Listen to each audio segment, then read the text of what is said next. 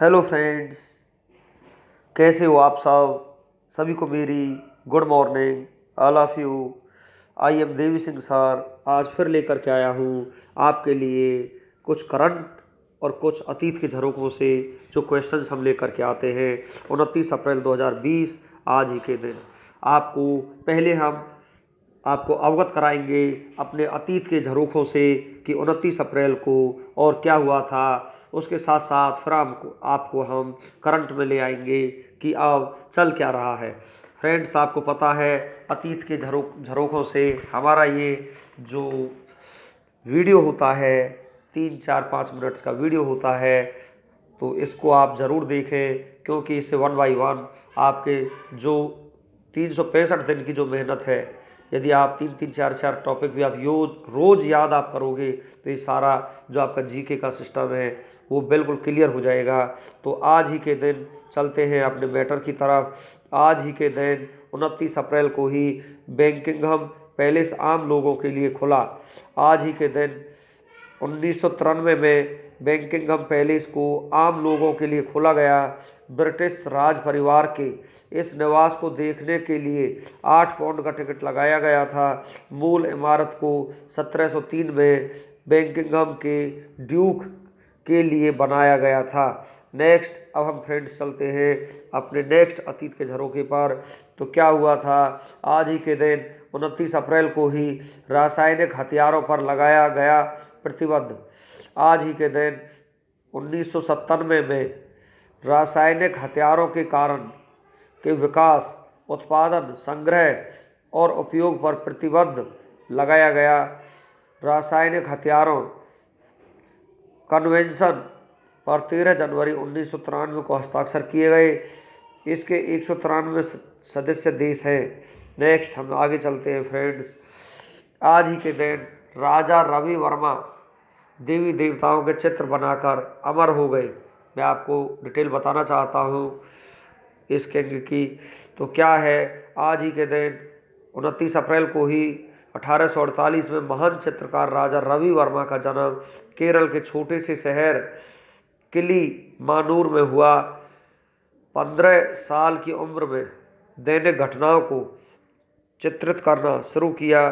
14 साल की उम्र में तिरुवनंतपुरम में तेल चित्रण की शिक्षा प्राप्त हुई।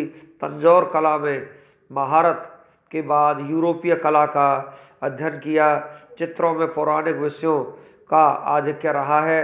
पौराणिक वेशभूषा के स्वरूप को जानने के लिए देशाटन किया।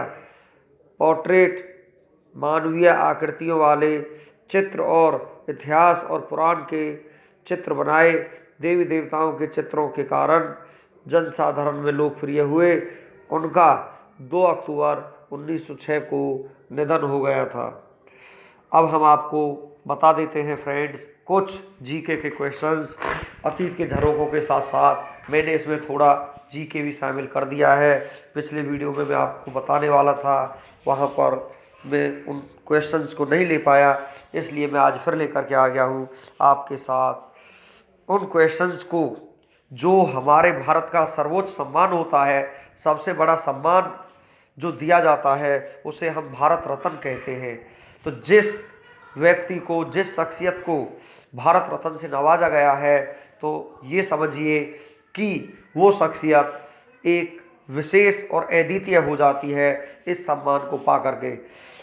फ्रेंड्स, मैं आपको बता देना चाहता हूँ ये सम्मान मरने के बाद भी दिया जा सकता है और किसी भी इंसान को ये मरने से पहले भी दिया जा सकता है।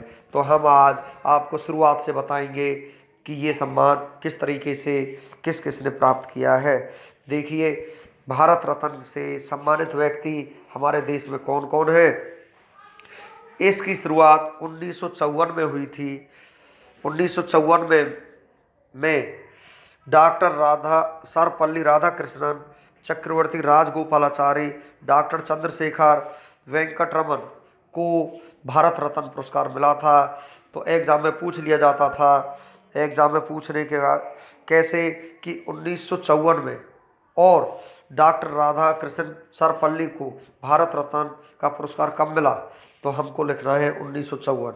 इसके बाद देखिए 1955 में फिर भारत रत्न से नवाजा गया कुछ लोगों को। उनमें शामिल थे डॉक्टर भगवान दास, डॉक्टर मोक्ष गुंडम, विश्वेश्वरैया, जवाहरलाल नेहरू। 1955 में इनको मिला। 1957 में पंडित गोविंद वल्लभ पंत को मिला। 1958 में धंधु केशव कर्वे को मिला। 1961 में विधान चंद्र राय, राजर्षि पुरुषोत्तम दास टंडन। 1962 में डॉक्टर राजेंद्र प्रसाद को यह पुरस्कार मिला। 1963 में जाकिर हुसैन, डॉक्टर पांडुरंग वामन काने को यह पुरस्कार दिया गया। 1966 में लाल बहादुर शास्त्री मरने के बाद उनको ये पुरस्कार मिला और वो इस पुरस्कार को पाने वाले प्रथम व्यक्ति थे मरने के उपरांत। इंदिरा गांधी को 1971 में ये पुरस्कार मिला। 1975 में वरहा वेंकट गिरी को ये पुरस्कार मिला। 1976 में कुमार स्वामी कामराज मरने के बाद इनको ये पुरस्कार मिला। 1980 में मदर टेरेसा को ये पुरस्कार मिला। 1983 में आचार्य विनोबा भावे मरने के बाद उनको ये पुरस्कार मिला। खान अब्दुल गफ्फार खान को 1987 में भारत रत्न से नवाजा गया। 1988 में मखदुम गोपालन रामचंद्रन मरने के बाद इनको ये पुरस्कार मिला। 1990 में डॉक्टर भीमराव अंबेडकर मरणोपरांत नेल्सन मंडेला को भी ये पुरस्कार मिला। 1991 में राजीव गांधी को मरणोपरांत यह पुरस्कार मिला मरने के बाद। सरदार वल्लभ भाई पटेल मरने के बाद और मोरारजी देसाई को, तीन व्यक्तियों को ये पुरस्कार दिया गया सन 1991 में। 1992 में मौलाना अब्दुल कलाम आज़ाद मरने के बाद इनको मिला। JRD टाटा, सत्यजीत राय 1992 में इनको ये पुरस्कार से नवाजा गया है। आगे देखते हैं 1997 में APJ अब्दुल कलाम, गुलजारी लाल नंदा मरने के बाद अरुण नासफ अली मरणोपरांत इनको ये पुरस्कार मिला। 1998 में MS सुब्बालक्ष्मी, C सुब्रमण्यम, जयप्रकाश नारायण को ये मरणोपरांत पुरस्कार मिला। 1999 में रविशंकर, प्रोफेसर अमर्त्य सेन व गोपीनाथ बारदोलोई मरने के बाद उनको ये पुरस्कार मिला है, गोपीनाथ बारदोलोई को। इसके बाद में देखिए 2001 में लता मंगेशकर, उस्ताद बिस्मिल्लाह खां को यह पुरस्कार मिला। 2008 में भीमसेन जोशी को ये पुरस्कार मिला।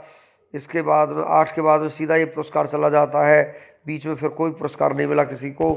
तो 2014 में फिर ये पुरस्कार सचिन तेंदुलकर सबसे कम उम्र में एवं चिंतामणि नगेशा और रामचंद्र राव को ये पुरस्कार से नवाजा गया। इस समय सचिन तेंदुलकर उम्र में सबसे छोटे थे जिनको भारत रत्न से 2014 में नवाजा गया। अटल बिहारी वाजपेयी, मदन मोहन मालवीय को ये पुरस्कार 2015 में दिया गया। भारत रत्न प्राप्त करने वाले प्रथम 6 व्यक्ति डॉक्टर सर्वपल्ली राधाकृष्णन थे।